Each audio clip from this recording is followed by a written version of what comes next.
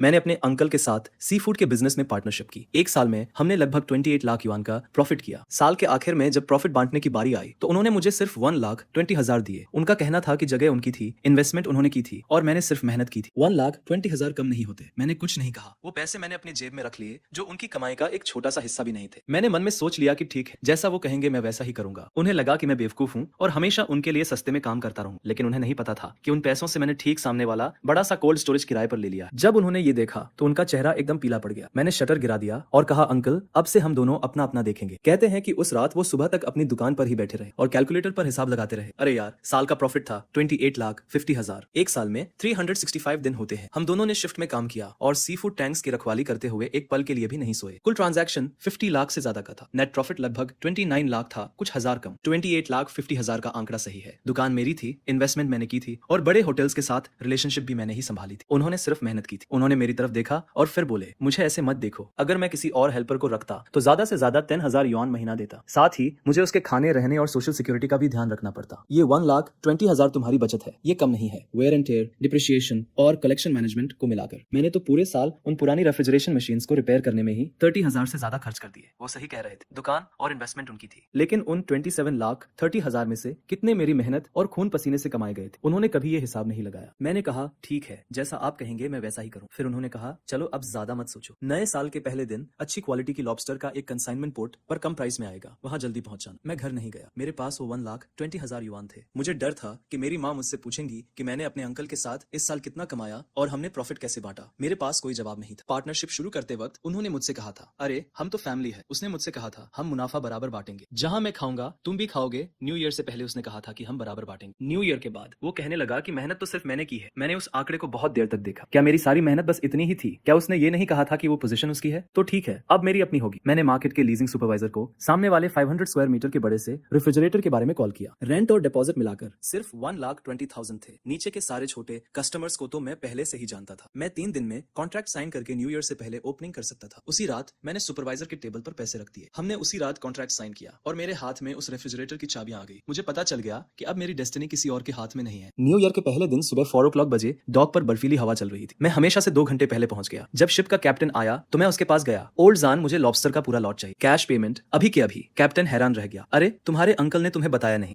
मैंने काश का बंडल निकाला और कहा, अब मैं अपना बिजनेस खुद कर रहा हूँ। मैं 5% ज्यादा प्राइस दूंगा। इंस्पेक्शन और लोडिंग मैं खुद करूंगा। आपको 1 मिनट भी वाइट नहीं करना पड़ेगा। कैप्टन ने मेरी तरफ देखा और कुछ सेकंड्स के लिए साइलेंट हो गया। जब मेरे अंकल डॉक पर पहुंचे तब तक फर्स्ट क्लास लॉबस्टर का पूरा लॉट मेरे रेफ्रिजरेटेड ट्रक में लोड हो चुका था। वो खाली डॉक पर खड़े होकर गुस्से से लाल हो रहे थे। ये सब क्या है? मैंने ट्रक का डोर बंद किया और कहा, अंकल आपने ही तो कहा था जिसकी जितनी एबिलिटी, हैप्पी न्यू ईयर। मैं एक अच्छी स्टार्टिंग करना चाहता था। कार स्टार्ट हुई और रियर व्यू मिरर में मेरे अंकल की इमेज छोटी होती चली गई। मुझे पता था कि अब उनके और मेरे बीच कॉन्फ्लिक्ट पूरी तरह से सील हो चुका था। मैं लॉबस्टर्स को रेफ्रिजरेटर में ले गया और पूरी रात सॉर्टिंग करता रहा। गुड्स की क्वालिटी बहुत एक्सीलेंट थी। सबका वेट 750 ग्राम से ज्यादा था और क्लॉज भरे हुए थे। सॉर्टिंग खत्म करने के बाद मैंने मार्केट के रिटेल कस्टमर्स के ग्रुप में एक मैसेज सेंड किया। आधे घंटे से भी कम टाइम में 10 से ज्यादा लोग रेफ्रिजरेटर के सामने जमा हो गए। ये वो सारे कॉन्टैक्ट्स थे जिन्हें मैंने पूरे ईयर में कल्टीवेट किया था। मैंने जिनकी भी हेल्प की थी, मुझे वो सब परफेक्टली याद है। मैंने जैसे ही माल की जांच की, रिटेलर्स ने अपने ऑर्डर्स दिए। मैं मार्केट प्राइस पर बेच रहा था, बिना किसी एक्स्ट्रा चार्ज या होर्डिंग के। सिर्फ 2 घंटे में लॉबस्टर का पूरा स्टॉक बिक गया। मुझे 43,000 का नेट प्रॉफिट हुआ और मेरी पहली इन्वेस्टमेंट वापस मिल गई। एक्वाटिक कोल्ड स्टोरेज ऑफिशियली शुरू हो गया। सुबह 10 बजे मुझे मेरे अंकल का कॉल आया। मैंने जवाब नहीं दिया। इसके तुरंत बाद पूरे मार्केट में रूमर्स फैलने लगे कि मैंने अपने अंकल से झगड़ा कर लिया है और अपना खुद का स्टॉल खोल लिया है। मेरे अंकल ने धमकी दी कि जो कोई भी मुझसे बिजनेस करने की हिम्मत करेगा वो उनसे माल लेना भूल जाए। अपने अंकल को नाराज करके मैं इस मार्केट में कैसे सर्वाइव कर पाऊंगा। दोपहर से ही रिटेलर्स ने अपने ऑर्डर्स कैंसिल करने के लिए कॉल्स करना शुरू कर दिया। सब अर्जेंट टोन में बात कर रहे थे। कह रहे थे कि उनके घर में कुछ प्रॉब्लम है और वे फिलहाल माल नहीं खरीदेंगे। मैं समझ गया कि क्या हो रहा है। मैंने और कुछ नहीं कहा और पूरी डिपॉजिट वापस कर दी। दोपहर 3 बजे मेरे अंकल मार्केट के कुछ पुराने स्टॉल ओनर्स के साथ आए और मेरे कोल्ड स्टोरेज का एंट्रेंस ब्लॉक कर दिया। उंगली दिखाते हुए उन्होंने मुझे एहसान फरामोश कहा। उन्होंने कहा कि उन्होंने मुझे गांव से निकाला, मुझे बिजनेस करना सिखाया और मैं उन्हें गलत तरीके से पे कर रहा हूँ। लोग हमें घेरने लगे। सब ड्रामा देखने को बेताब थे। मैंने उनसे 1,20,000 युआन के बारे में बहस नहीं की। मैंने बस उनसे कामली पूछा कि वो क्या चाहते हैं। अंकल कुछ देर के लिए चुप हो गए, लेकिन आखिरकार धमकी दी कि मार्केट के शिप्स के कैप्टन और बड़े कस्टमर्स मुझसे डील करने की हिम्मत नहीं करेंगे। उन्होंने कहा कि मैं बंद होने का इंतजार करूं। वो मुड़े और चले गए। दूसरे ओनर्स भी उनके पीछे चले गए और धीरे धीरे भीड़ छट गई। फुसफुसाहटें जारी रही। मैं कोल्ड स्टोरेज के सामने खड़ा होकर उनकी पीठ को देखता रहा, बिना किसी रिएक्शन के। मैं 1 साल से इस मार्केट में स्ट्रगल कर रहा। कौन सा शिप कब डॉक करता है, किस रिटेलर को किस माल की जरूरत है, मुझे सबसे बेहतर पता है। मेरे अंकल को लगता है कि उन्होंने मेरी लाइफ कंट्रोल कर ली है, लेकिन उन्हें नहीं पता कि ट्रू रिलेशंस मेहनत से कमाए जाते हैं, वो थ्रेट से नहीं टिकते। उस रात मैंने अपना साइन बोर्ड टांग दिया, थोक एजी जलीय उत्पाद। 5 बड़े अक्षर सीधे मेरे अंकल के स्टॉल की ओर देख रहे थे। रात की रोशनी में चमकते हुए मैंने मार्केट के एंट्रेंस पर एक नोटिस भी चिपका दिया, जिसमें एक ऑपरेटर की भर्ती की जा रही थी। मुझे महीने के 12,000 का सैलरी मिलता है, जिसमें खाना, रहना और सोशल सिक्योरिटी भी शामिल है। अगर काम अच्छा रहे तो साल के अंत में बोनस भी है। अगली सुबह शाओलिन नाम का एक लड़का जॉब के लिए अप्लाई करने आता है। वो अपने गांव से पहली बार काम करने निकला था, जिसकी आंखों में वही चाहत दिखती है जो सालों पहले मेरी आंखों में थी। मैंने उसके हाथों को देखा जो वर्क से भरे हुए थे। वो हार्ड वर्क करने वाला इंसान था। मैंने उसे तुरंत हायर कर लिया और कहा कि आज दोपहर से काम शुरू कर दो। शाओलिन के जाने के बाद मैं कोल्ड स्टोरेज में इन्वेंट्री चेक करने लगा। रेफ्रिजरेशन मशीन्स की आवाज आ रही थी। टेम्परेचर 5 डिग्री से नीचे स्टेबल था। मैंने अपने अंकल की दुकान को देखा जो दूसरी तरफ थी। वो जगमगा रही थी, लोग अंदर बाहर आ जा रहे। वो बिजनेस बहुत अच्छा चल रहा था, लेकिन मैं जानता था कि मेरे बिना वो पुरानी रेफ्रिजरेशन मशीन्स ज्यादा दिन नहीं चल पाएंगी। पिछले समर में जब बहुत गर्मी थी तो उन्हें सिर्फ अकाउंट देखना और रिलेशनशिप बनाना आता था। मैंने अपना मोबाइल निकाला और कॉन्टैक्ट लिस्ट खोली। मैंने 1 दर्जन से ज्यादा शिप कैप्टन्स के नंबर सेव किए थे जिनसे मैं इस साल मिला था। मेरे अंकल को लगता है कि लोकल सप्लाई कट करके वो मेरा गला घोंट सकते हैं, लेकिन उन्हें नहीं पता कि ये वर्ल्ड बहुत बड़ा है और यहाँ सिर्फ एक डॉक नहीं है। कोल्ड स्टोरेज से बाहर निकलकर मैंने मेटल शटर गिरा दिया और लॉक लगा दिया। कल सुबह 3 बजे मुझे 200 किलोमीटर दूर नांगन पोर्ट जाना है, जहाँ एक कैप्टन ने मेरे लिए फ्रेश फ्रोजन फिश का एक लॉट रखने का प्रॉमिस किया है। ओपनिंग के तीसरे दिन मेरी मॉम आती है। वो कोल्ड स्टोरेज के सामने एक थर्मोस लेकर खड़ी थी। उनके बाल न्यू ईयर से भी ज्यादा व्हाइट हो गए थे। मैं शाओलिन के साथ सामान काउंट कर रहा और उन्हें देखकर लगभग रजिस्टर बुक गिर ही गया था। मेरी मॉम ने कुछ नहीं कहा, बस थर्मोस को टेबल पर रख दिया। उसमें रिब सूप था जो मुझे सबसे ज्यादा पसंद है। उन्होंने चारों ओर देखा, इस 500 स्क्वायर मीटर के कोल्ड स्टोरेज को देखा और वॉल पर टंगे एजी के साइन को देखा। उनकी आंखें लाल हो गई तो मैंने शाओलिन को काम करने के लिए कहा और अपनी मॉम के लिए एक चेयर खींच दी। वो चुपचाप बैठी रही। फिर फाइनली मुझसे पूछा कि क्या ये सच है कि मेरा झगड़ा मेरे अंकल से हुआ है। मैंने हाँ में सिर हिलाया। इसके थोड़ी देर बाद मेरी मॉम साइक करते हुए कहती है कि कल अंकल घर आए थे। वो मेरे सामने 2 घंटे तक रोए और कहने लगे कि मैं कितना अनथॉकफुल हूँ। कहानी कुछ ऐसी शुरू होती है कि 1 साल तक मेरे साथ कड़ी मेहनत करने के बाद आखिर में मैंने उससे बिजनेस छीन लिया और उसका सारा माल ब्लॉक कर दिया। वो सबको कह रहा था कि मैं उसे बर्बाद कर रहा हूँ, जिस पर मेरी माँ मुझसे कहती है, तेरे चाचा ने मुझे तुझे समझाने के लिए कहा है कि तू कोल्ड स्टोरेज वापस उसे दे दे और उसके साथ काम करना शुरू कर दे। वो तुझे बोनस भी देगा, साल के 2 लाख देगा। ये सब सुनकर मैं कुछ नहीं कहता, बस दराज से एक फाइल निकालकर अपनी माँ को दे देता हूँ। उस फाइल में पूरे साल के मेरे काम का रिकॉर्ड था। हर खरीदारी का बिल, हर मरम्मत का बिल, हर कॉल रिकॉर्ड और फ्रिज के रख रखाव का रिकॉर्ड भी था। मैंने लाल पेन से कुछ जरूरी बातें मार्क की थी, जैसे पिछले साल जुलाई में यूनिट 3 का कंप्रेसर खराब हो गया था। तब मैं 36 घंटे लगातार उसे ठीक करता रहा और मेरा चाचा एसी वाले कमरे में बैठकर ताश खेल रहा था। फिर सितंबर में एक रेस्टोरेंट पर 1.5 लाख बाकी थी। मैं उन्हें वसूल करने के लिए आधे महीने तक भागता रहा। मेरे चाचा ने कहा कि ये तो मेरा काम है। नवंबर में सुबह 2 बजे मिला। मैंने अकेले ही 3 टन सी फूड उतारा, जिस वजह से मेरी पीठ में 1 महीने के लिए चोट लग गई और मेरे चाचा अगले दिन सिर्फ हिसाब करने आए। मेरी माँ वो सारे रिसीट देख रही थी और उनके हाथ कांपने लगे। मैंने उनसे कहा कि साल के 365 दिनों में से मेरे चाचा के साथ बारी बारी से काम करने के बाद भी असल में 80% काम तो मैं ही करता था। कुल मिलाकर 50 लाख से ज्यादा का टर्नओवर हुआ और 28.5 लाख का नेट प्रॉफिट हुआ। मेरे चाचा ने मुझे 1.2 लाख दिए और कहा कि मैंने सिर्फ मेहनत की है। मेरी माँ की आंखों में आंसू आ गए। उन्होंने फाइल बंद की, उठी और बिना कुछ कहे मुड़कर चली गई। मुझे पता था कि वो कहाँ जा रही है। शाम को 4 बजे मार्केट में चीख पुकार मच गई। मेरी माँ मेरे चाचा की दुकान के सामने खड़ी होकर चिल्ला रही थी और सबके सामने उससे पूछ रही थी कि उसने 1 साल में वहाँ कितना काम किया है और वो 1.2 लाख कैसे दिए गए। मेरे चाचा के पास कोई जवाब नहीं था। वो शुक्रगुजार होना जानता ही नहीं था। दुकान मेरी थी, कैपिटल मेरा था, वो इतना सब कुछ क्यों चाहता था। मेरी माँ ये सुनकर हंस पड़ी और बोली कि जब उसने ये दुकान खोली थी तो 50,000 का शुरुआती कैपिटल उन्होंने ही दिया था। क्या वो ये कर्ज भूल गया? उसने तेरे साथ 1 साल काम किया और तूने उसे ढंग की सैलरी भी नहीं दी। तुझे जरा भी शर्म नहीं आई उसे साल के आखिर में सिर्फ 1.2 लाख देते हुए? मेरे चाचा का चेहरा गुस्से से लाल हो गया। मैं कुछ कहना चाहता था पर मुझसे एक शब्द भी नहीं निकला, जिस पर मेरी माँ मुड़ी और चली गई। मेरे कोल्ड स्टोरेज के दरवाजे से गुजरते हुए वो रुकी, मेरी तरफ देखा और उसकी आंखों में कोई शिकायत नहीं थी, सिर्फ दर्द और एक्सेप्टेंस था। वो सिर्फ 4 वर्ड्स बोली, इसे ठीक से करना। उस रात मैंने अपनी माँ को देखा कि कैसे वो मछलियों को छांटती है, कैसे सी फूड की फ्रेशनेस को जज करती है। वो बहुत सीरियसली सीख रही थी, नोट्स ले रही थी और सवाल पूछ रही थी। उसे देखकर मुझे 1 साल पहले का मैं याद आ गया। उस वक्त मैं भी ऐसा ही था। मुझे लगता था कि अगर मैं तकलीफ उठाने को तैयार हूँ तो मेरे अंकल मेरे साथ ईमानदारी से पेश आएंगे। अब मुझे समझ में आया है कि इस दुनिया में सिर्फ अपनी पोजीशन ही सबसे रिलायबल होती है। रात के 11 बजे मेरे अंकल की दुकान जो ठीक सामने थी अब भी खुली थी। मैंने ग्लास से देखा कि वो अकेले बैठे हुए हिसाब की किताब देख रहे थे और उनके पास रखा रेफ्रिजरेटर अजीब सी आवाज कर रहा था और स्क्रीन पर टेम्परेचर अनस्टेबल दिख रहा था। मैंने अपनी नजरें हटा ली और वेयरहाउस का डोर बंद कर दिया। कल एक अर्जेंट ऑर्डर है, मैं फेल नहीं हो सकता। दुकान खुलने के 5वें दिन मेरी सप्लाई काट दी गई। सुबह 4 बजे मैं हमेशा की तरह सामान लेने घाट पर गया। ओल्ड जान की नाव पहले ही आ चुकी थी, लेकिन मुझे देखकर उसने सिर हिला दिया। उसने मुझसे कहा, मुझे माफ करना, आज का सारा माल तुम्हारे अंकल ने दी।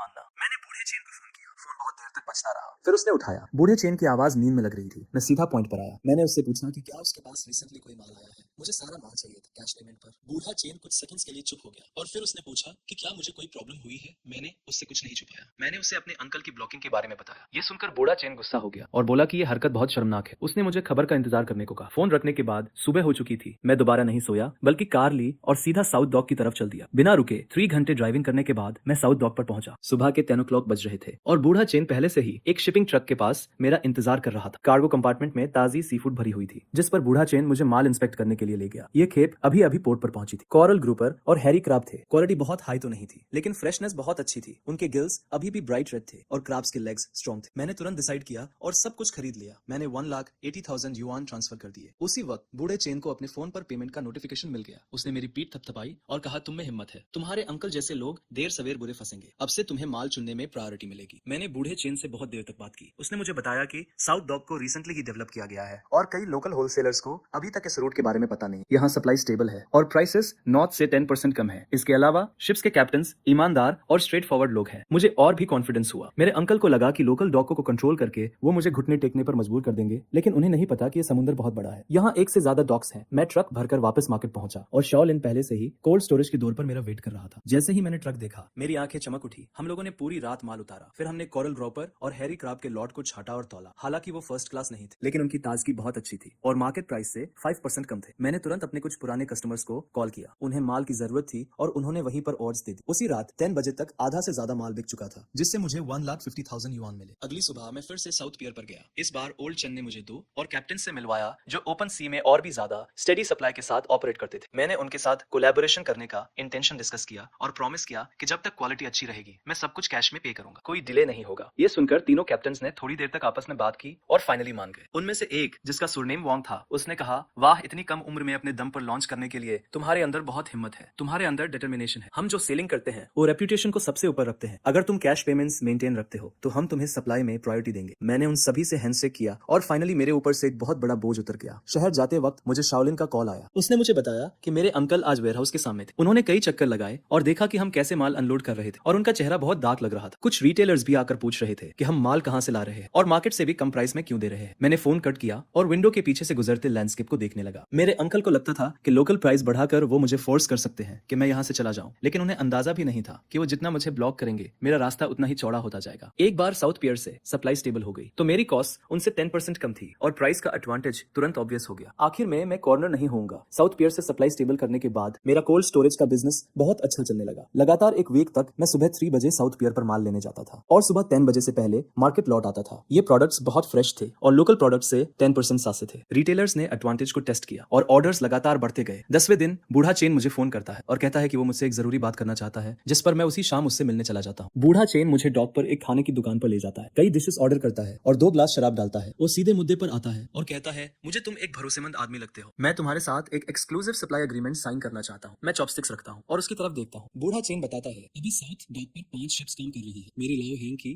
और ओजाओ की। हमारी 3 शिप्स मिलकर आधा वॉल्यूम कवर करती है। मैंने तुम्हें ऑब्जर्व किया है और देखा है कि तुम हमेशा काश में पेमेंट करते हो। तुम इंस्पेक्शन में प्रोफेशनल हो और कभी शिकायत नहीं करते। हमने आपस में सलाह की है और हम तुम्हें प्रायोरिटी देने को तैयार है, लेकिन एक शर्त है, तुम्हें हर हफ्ते कम से कम 2 लाख युआन की खरीद की गारंटी देनी होगी। साथ ही प्राइस बाकी सबसे 5% कम होगा। मैं कैलकुलेशन करता हूँ, 2 लाख युआन का वॉल्यूम अभी मेरे लिए काफी प्रेशर वाला है, लेकिन अगर मुझे एक्सक्लूसिविटी मिल जाती है तो ये सप्लाई चेन के दिल को कंट्रोल करने जैसा होगा। मेरे चाचा लोकल प्राइसेस बढ़ाकर मुझे ब्लॉक करने की कोशिश कर रहे हैं और मुझे साउथ डॉक पर सबसे कम प्राइस मिल रहा है। इस गेम से एडवांटेज तुरंत साफ हो जाएगा। मैं बूढ़े चेन से हाथ मिलाता हूँ। हम अग्रीमेंट तुरंत साइन करते हैं जिसकी ड्यूरेशन 3 महीने की है। मैं वीकली 2 लाख युआन के वॉल्यूम की गारंटी देता हूँ। वो स्टेबल सप्लाई और सबसे अच्छे पॉसिबल प्राइस की गारंटी देते हैं। अग्रीमेंट साइन करने के बाद लाओ चेन मुझे एक और बात बताता है। वो कहता है कि हाल ही में कोई अपने कॉन्टैक्ट्स का इस्तेमाल करके ये पता लगाने की कोशिश कर रहा है कि मैं अपना सामान कहाँ से लेता हूँ। वो लोग मुझसे ये लाइन छीनने के लिए बहुत ज्यादा प्राइस ऑफर कर रहे हैं। ओचनन कहता है, देखो, बिजनेस में रेपुटेशन मायने रखती है। तुम हमारे साथ लॉयल रहे हो, हम अपनी बात से मुकरने जैसा घटिया काम नहीं करेंगे, लेकिन सावधान रहें। तुम्हारे चाचा चाचा सालों से इस एरिया में काम कर रहे हैं और उनके पास कई चालें हैं। मैं सिचुएशन को समझते हुए हामी भरता हूँ। जब मैं मार्केट वापस आता हूँ तो रात के 9 बज चुके होते हैं और योलिन अभी भी कोल्ड स्टोरेज में सामान अरेंज कर रही होती है। मुझे देखकर वो तुरंत आती है और बताती है कि आज 3 और रिटेल कस्टमर्स ने ऑर्डर्स दिए और एक रेस्टोरेंट का ओनर भी है जो लॉन्ग टर्म कोलैबोरेशन के बारे में बात करना चाहता। अगली सुबह मैं उस रेस्टोरेंट में जाता हूँ। ले नाम के एक रेस्टोरेंट के ओनर हैं जिनकी उम्र 40 के आसपास है। उनके यहाँ सी फूड की खपत काफी ज्यादा है। ली मुझसे कहते हैं कि पहले वो हमेशा मेरे अंकल से ही माल खरीदते थे, जिस पर अब मछली के मरने की रेट बहुत बढ़ गई है और उन्होंने कई बार शिकायत भी की लेकिन कोई इंप्रूवमेंट नहीं हुई। फिर मैं उन्हें कोल्ड स्टोरेज में माल दिखाने के लिए ले जाता हूँ। ले हर चीज की बहुत सावधानी से इंस्पेक्शन करते हैं, मछली के गिल्स के कलर से लेकर आंखों की क्लैरिटी तक। वो हर डिटेल को चेक करते हैं और फाइनली सिर हिलाकर कहते हैं कि माल वाकई में अच्छा है। वो मुझसे पूछते हैं कि क्या मैं स्टेबल सप्लाई की गारंटी दे सकता हूँ, जिस पर मैं उन्हें अनमतों के साथ एक्सक्लूसिव सप्लाई का अग्रीमेंट दिखाता हूँ। उसे पढ़ने के बाद ली तुरंत डिसाइड करते हैं कि अब से उनके दोनों लोकेशंस के लिए सारा सी फूड मुझसे ही खरीदा जाएगा, कम से कम 50,000 युआन वीकली। ली को विदाई देने के बाद मैं कोल्ड स्टोरेज के सामने खड़ा होकर सिगरेट जलाता हूँ जो मेरे अंकल का है। वो किसी से बहुत ऊंची आवाज में आर्ग्यू कर रहे थे और ग्लास से दिख रहा था कि कई बॉक्सेस मरी हुई मछलियों की जमीन पर पड़े हैं। टेम्परेचर अनस्टेबल है और ज्यादातर माल खराब हो रहा है। मैं कुछ नहीं कहता, बस सामने देखता रहता हूँ। मुझे वो रेफ्रिजरेशन मशीन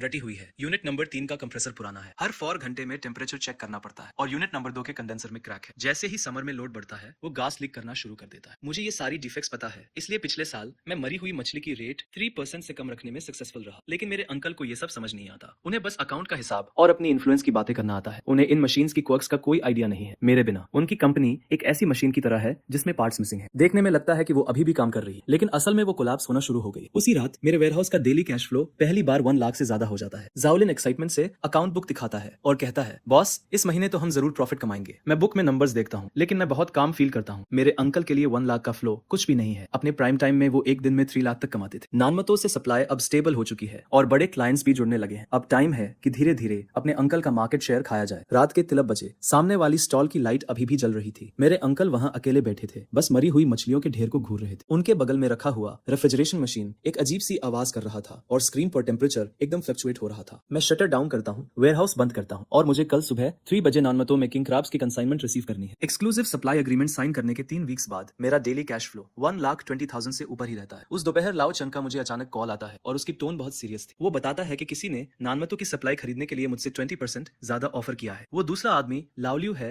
जो पूरे फिश मार्केट में मेरे अंकल का सबसे करीबी है। मुझे अंदर से एक झटका लगता है। मुझे पता था कि अब मेरे अंकल सीरियस हो रहे हैं। लाओ चंद कहता है, यार वो प्राइस सच में बहुत टेम्पटिंग है लेकिन हमने बात कर ली है और बिजनेस में रेपुटेशन बहुत इंपॉर्टेंट होती है। अभी तो अग्रीमेंट को 3 वीक्स ही हुए हैं, हम ऐसे अचानक अपना डिसीजन नहीं बदल सकते। मैं तुम्हें बस वार्न करने के लिए कॉल कर रहा हूँ कि इस बार तुम्हारे अंकल पूरी तरह से सीरियस है। मैं लाओ चंद को थैंक्स कहता हूँ और उसी रात नानमतो ड्राइव करके चला जाता हूँ। वहाँ तीनों कैप्टन मौजूद। मैं उन्हें डिनर पर इन्वाइट करता हूँ और खाना खाते वक्त मैं प्राइस इंक्रीज के बारे में कुछ भी मेंशन नहीं करता। हम बस इस बारे में बात करते हैं कि फिशिंग कितनी हार्ड जॉब है और मार्केट कैसा चल रहा है। लाओ वान बताता है कि उसका बेटा अगले साल कॉलेज जाने वाला है और अभी भी उसे ट्यूशन फीस के लिए कुछ पैसे कम पड़ रहे हैं। और तभी मैं कहता हूँ, ब्रदर वान मैं ट्यूशन पे कर दूंगा, इसे आप गुड्स की एडवांस पेमेंट समझ लीजिए, इसे हम फ्यूचर सप्लाई से धीरे धीरे डिडक्ट कर लेंगे। लाओ बताता है कि उसकी वाइफ हॉस्पिटल में है और उसे पैसों की जरूरत है। मैं उसे तुरंत 50,000 ट्रांसफर कर देता हूँ और कहता हूँ कि ये पैसे इमरजेंसी के लिए है, कोई जल्दी नहीं है वापस करने की। तीनों कैप्टन मेरी तरफ देखते हैं और उनकी आंखों में कुछ नया सा एक्सप्रेशन था। लाओ चंद अपना ग्लास उठाता है और कहता है, यार तुम तो अपनी बात के पक्के हो, तुम्हारे अंकल चाहे कितना भी ऑफर करें हम नहीं हिलेंगे। मैं उनके साथ टोस्ट करता हूँ और अंदर से बहुत रिलीव्ड फील होता है। मार्केट लौटते लौटते काफी देर हो चुकी थी, जिस पर मैं ऑफिस में बैठकर आगे के प्लान्स बनाने लगता हूँ। साउथ डॉक से सप्लाई तो अब स्टेबल हो गई थी लेकिन मेरा अंकल हाथ पर हाथ रखकर तो नहीं बैठने वाला था। मुझे डर था कि वो शिप के कैप्टन के पीछे जरूर पड़ेगा और ऐसा ही होता है। आगे मार्केट में रूमर्स फैलने लगते हैं। कुछ कहते हैं कि मेरा सामान कॉन्ट्राबैंड है, क्वारंटीन सर्टिफिकेट्स नहीं है, तो कुछ कहते हैं कि मेरा कोल्ड स्टोरेज स्टैंडर्ड्स पर खरा नहीं उतरता और कभी भी बंद हो सकता है। फिर ये भी अफवाहें फैलती है कि मैं कैप्टन का रिश्तेदार नहीं हूँ और मेरे सप्लाई का सोर्स भी अनस्टेबल है। ये सारी बातें इतनी कन्विंसिंगली फैलाई जा रही थी कि कस्टमर्स के कॉल्स आने शुरू हो जाते हैं, जिस पर मैं घबराता नहीं हूँ। मैं सीधे साउथ डॉक के क्वारंटीन सर्टिफिकेट्स, कोल्ड स्टोरेज का बिजनेस लाइसेंस और सप्लाई एग्रीमेंट्स की फोटोज निकालकर रिटेल कस्टमर्स के ग्रुप में भेज देता हूँ, जो देखकर रूमर्स अपने आप ही गायब हो जाते हैं। पर मेरा अंकल तब भी नहीं रुकता है। मार्केट मैनेजमेंट के लोग अचानक मेरे कोल्ड स्टोरेज का इंस्पेक्शन करने आ जाते हैं। वो कहते हैं कि उन्हें एक कंप्लेंट मिली है और उन्हें शक है कि रेफ्रिजरेशन इक्विपमेंट स्टैंडर्ड्स के हिसाब से नहीं है, इसलिए वो इंस्पेक्शन के लिए ऑपरेशंस बंद करने की डिमांड करते हैं। आगे मैं कोल्ड स्टोरेज खोलने से पहले ही प्रिपेयर था। सारे इक्विपमेंट हायर स्टैंडर्ड्स के हिसाब से सेट किए गए थे, चाहे वो क्वारंटीन हो, फायर सेफ्टी हो या एनवायरमेंटल प्रोटेक्शन हो। सारे सर्टिफिकेट्स ऑर्डर में थे। इंस्पेक्टर 2 घंटे तक चेक करता है पर उसे कोई गलती नहीं मिलती और आखिर में वो खाली हाथ चला जाता है। उसे विदाई करने के बाद शाओलिन धीरे से कहती है, बॉस किसी ने देखा कि आपके अंकल ने ही एडमिनिस्ट्रेशन में कंप्लेंट की थी। मैं सिर हिलाता हूँ, मुझे तो पहले से ही इन टैक्टिक्स का अंदाजा था। उस शाम मेरे कोल्ड स्टोरेज का डेली फ्लो 1,50,000 से ऊपर चला जाता है, जो मेरे अंकल के बिजनेस को ऑफिशियली पीछे छोड़ देता है और ये खबर पूरे मार्केट में तेजी से फैल जाती है। हर कोई कमेंट करता है कि मैं सच में जीत गया। शाम होते होते मेरे अंकल के स्टॉल के सामने क्रेडिटर्स का एक ग्रुप इकट्ठा हो जाता है जो उनसे पेमेंट की डिमांड कर रहे थे। इस दौरान मेरी सप्लाई को ब्लॉक करने के लिए मेरे अंकल ने लोकल डॉक पर ऊंचे दामों पर माल जमा करना शुरू कर दिया और कॉस्ट बढ़ाने के लिए दूसरे स्टॉल्स के साथ मिल गया, जिससे उसकी कैपिटल चेन टाइट होने लगती है। मछलियों की मोर्टेलिटी रेट हाई बनी रहती है और वो बहुत सारे कस्टमर्स खो देता है। हालात और भी मुश्किल होते जा रहे थे। शाओलिन ने मुझसे कहा, आज फिर तुम्हारे अंकल की कूलिंग मशीन नंबर 3 खराब हो गई। एक पूरा क्राट किंग क्रैब्स मर गए। कम से कम 80,000 का नुकसान हुआ है। मुझे वो कूलिंग मशीन नंबर 3 अच्छी तरह से याद है। पिछली गर्मियों में जब वो पहली बार खराब हुई थी, मैं लगातार 36 घंटे जगा रहा था उसे ठीक करने के लिए। उसका हर एक पार्ट, उसकी हर सनक मुझे पता है, लेकिन अब वो मेरी जिम्मेदारी नहीं है। रात होते ही बॉस ने मुझे कॉल किया और कहा कि उसका एक दोस्त भी मुझसे सामान खरीदना चाहता है। वो शहर में एक और रेस्टोरेंट चेन का मालिक है, हर हफ्ते कम से कम 70,000 का ऑर्डर देगा। मैंने अगले दिन उससे मिलने के लिए हाँ कर दी। कॉल काटने के बाद मैं कोल्ड स्टोरेज के सामने खड़ा हो गया। सामने वाली स्टॉल की लाइट्स अभी भी जल रही थी। शीशे से मैं अपने अंकल को देख सकता था। वो वहाँ अकेले बैठे हुए थे। उनके सामने बिल्स का ढेर लगा हुआ था। ऐसा लग रहा था जैसे उनके बाल और भी ज्यादा सफेद हो गए। उनका फिगर अजीब तरह से थका हुआ लग रहा था। मैंने अपनी नजरें हटा ली और कोल्ड स्टोरेज का दरवाजा बंद कर दिया। कल वाइल्ड येलो क्रोकर का एक बैच आने वाला है। क्लाइंट ने पहले से ही 2 लाख क्वांटिटी में बुक कर लिया है। मार्केट में लोग चुपके से बातें करने लगे थे। कह रहे थे कि मेरे अंकल की स्टॉल ज्यादा दिन नहीं चलेगी। उनकी पुरानी कूलिंग मशीन्स लगातार खराब हो रही है। मछलियों के मरने की रेट 15% तक बढ़ गई है। कई रेगुलर कस्टमर्स ने अब मेरी तरफ आना शुरू कर दिया है। शाओलिन ने आखिरी बैच को ऑर्गेनाइज करना खत्म किया और एक्साइटेड होकर कहा, बॉस इस महीने हमें 5 लाख का नेट प्रॉफिट हुआ है। मैंने अकाउंट बुक में नंबर्स देखे और मैं बहुत शांत महसूस कर रहा था। 5 लाख कुछ भी नहीं है मेरे अंकल के गोल्डन डेज के मुकाबले, लेकिन मेरे लिए ये पहली फॉर्चून है जो सच में मेरी है। देर रात मैंने कोल्ड स्टोरेज बंद किया और मैं आराम करने के लिए जाने वाला था। जब मैं अपने अंकल की स्टॉल के सामने से गुजरा तो मैंने देखा कि वो अभी भी काम कर रहे हैं। कूलिंग मशीन नंबर 3 को ठीक करने की कोशिश कर रहे। उनके मूवमेंट्स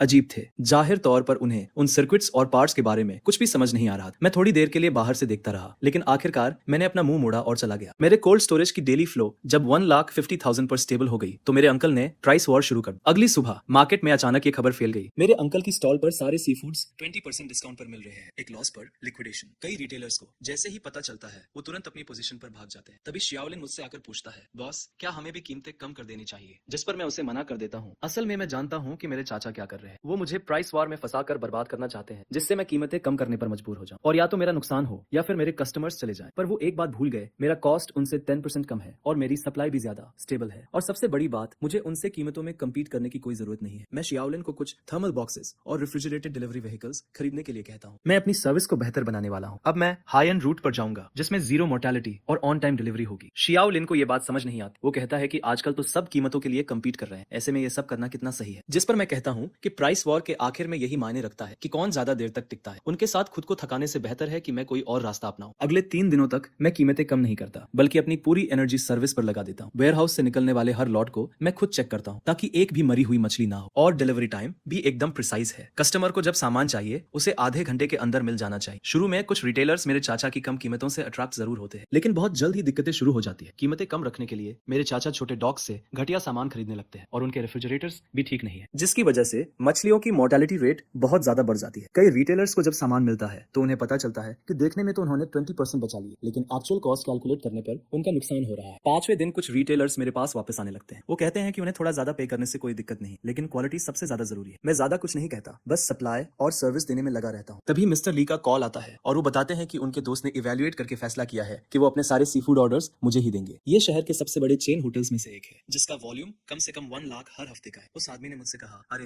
मेरा दोस्त भी तुम्हारे चाचा के पास गया था, लेकिन उसका माल ठीक नहीं था और उसमें बहुत मरी हुई मछलियां थी। हालांकि तुम्हारे दाम थोड़े ज्यादा है, पर तुम्हारी मछलियां मरी हुई नहीं होती और तुम समय पर डिलीवरी करते हो, जो होटल्स के लिए सबसे जरूरी है। फिर वो आगे बताता है, मैं मिस्टर ली के दोस्त से मिला और हमने कोऑपरेशन एग्रीमेंट साइन किया। अगले हफ्ते से हर हफ्ते 1 लाख का ऑर्डर आएगा जो मेरे कोल्ड स्टोरेज से होकर जाएगा। एग्रीमेंट साइन करने के बाद मैं शाम को मार्केट लौटा तो देखता हूँ कि मेरे चाचा के स्टॉल के सामने रिटर्न्स के कई बॉक्सेस रखे हुए हैं, जिस पर कुछ रिटेलर्स उनसे बहस कर रहे थे। मेरे चाचा का चेहरा गुस्से से लाल था और उनकी आवाज भी भारी हो गई थी। शाओलिन ने मुझसे कहा, तुम्हारे चाचा को इन 2 दिनों में बहुत सारे रिटर्न्स आए हैं। ऐसा सुनने में आ रहा है कि उन्होंने सिर्फ कॉम्पेंसेशन में ही 1 लाख से ज्यादा दे दिए हैं। मैं अपने कोल्ड स्टोरेज के दरवाजे पर खड़ा होकर सामने का नजारा देख रहा था। मेरे चाचा की प्राइस वॉर 10 दिन भी नहीं चली और वो कोलैप्स होने लगे। उनकी वर्किंग कैपिटल पहले से ही टाइट थी और अब नुकसान में बेचने और रिटर्न्स के लिए कॉम्पेंसेशन देने की वजह से वो इसे संभाल नहीं पाए। सबसे बुरी बात तो ये हुई कि उन्होंने दाम कम करने के लिए जो सस्ता माल खरीदा उसने उनकी रेपुटेशन पूरी तरह से बर्बाद कर दी। बहुत से पुराने कस्टमर्स का उन पर से भरोसा उठ गया और वो मेरे पास आने लगे। उसी रात मेरे कोल्ड स्टोरेज का डेली फ्लो 2 लाख से ज्यादा हो गया और शाओलिन ने मुझे एक्साइटमेंट में अकाउंट बुक दिखाई जिसमें लिखा था कि इस महीने का नेट प्रॉफिट 8 लाख से ज्यादा होगा। मैंने बुक में नंबर्स देखे और मुझे बहुत सुकून मिला। प्राइस वॉर कभी भी वो नहीं जीतता जो सबसे कम दाम रखता है, बल्कि वो जीतता है जो आखिर तक टिका रहता है। मेरे चाचा को लगा कि कम दाम से वो मुझे बर्बाद कर देंगे, लेकिन उन्हें नहीं पता था कि असली किला तो क्वालिटी और सर्विस होती। रात को बहुत देर तक सामने वाले स्टॉल की लाइट जलती रही। मेरे चाचा वहां अकेले बैठे हुए थे और उनके सामने बिल्स और रिटर्न नोट्स का ढेर लगा हुआ था। उनका फोन लगातार बज रहा था। जरूर क्रेडिटर्स होंगे जो अपना पैसा मांग रहे होंगे। मैंने अपने कोल्ड स्टोरेज का दरवाजा बंद किया और आराम करने की तैयारी करने लगा। कल ऑस्ट्रेलियन लॉबस्टर्स का एक और बैच आने वाला है। मिस्टर ली के दोस्त के होटल का पहला ऑर्डर है और मैं कोई गलती नहीं कर सकता। मार्केट से बाहर निकलते वक्त मैंने एक बार पीछे मुड़कर देखा। रात के अंधेरे में मेरे चाचा की दुकान एकदम सुनसान लग रही थी और वो साइन जो 10 सालों से वहां लटका हुआ था हवा में झूल रहा था और एक अजीब सी आवाज कर रहा। मार्केट में लोग दबी आवाज में बातें करने लगे थे कि इस बार मेरे चाचा ने कुछ ज्यादा ही कर दिया। प्राइस वॉर में उन्होंने एक को नहीं बल्कि खुद को ही बर्बाद कर लिया है। कुछ लोग तो ये भी कह रहे थे कि अगर ऐसा ही चलता रहा तो मेरे चाचा की दुकान इस महीने भी नहीं टिक पाएगी। मैं इन बातों में बिल्कुल शामिल नहीं हुआ, बस चुपचाप अपना काम करता रहा। अगली सुबह ऑस्ट्रेलियन लॉबस्टर का ये शिपमेंट से